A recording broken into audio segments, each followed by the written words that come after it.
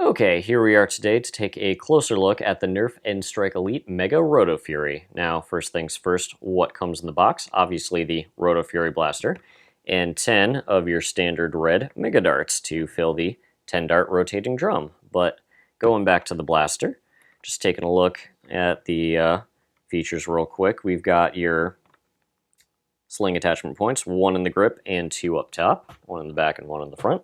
So however you want to sling this up, it's already there for you.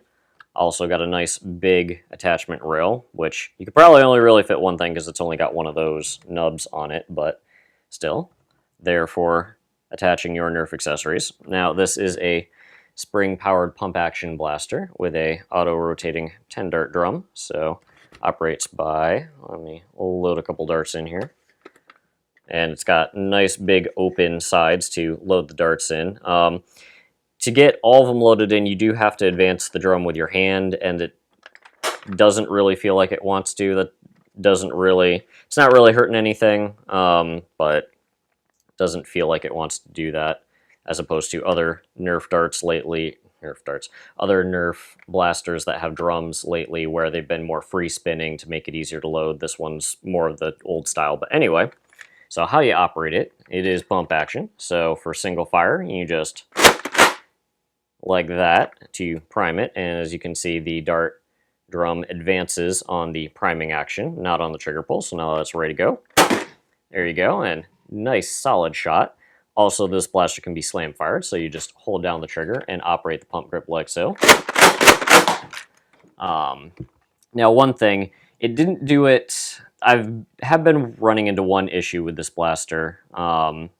It didn't do it right then because I've been using the blaster a lot right before filming this clip. But on slam firing, not on single firing, but on slam firing, I've been noticing the priming handle likes to bind a bit, about halfway. And I've noticed, looking closer, it seems to happen right at the point where it engages with the rotation mechanism. And so it'll end up feeling like it jammed, and you really have to like force it past that point, and it almost feels like you're breaking it. Now the drum will rotate, everything will work fine.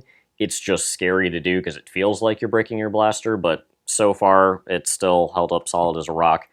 Just if you're not prepared for it when you're trying to slam fire, you'll end up kind of jamming it on yourself, and that's no fun. But otherwise, good stuff.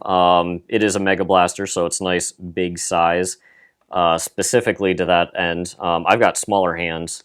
It still feels comfortable, but you can see it's a nice big grip. There's plenty of extra room there, so if you've got bigger hands, you're not going to be worried about, your fingers coming off the bottom like on a lot of Nerf blasters. With the smaller grip, same goes for the front, nice good size grip.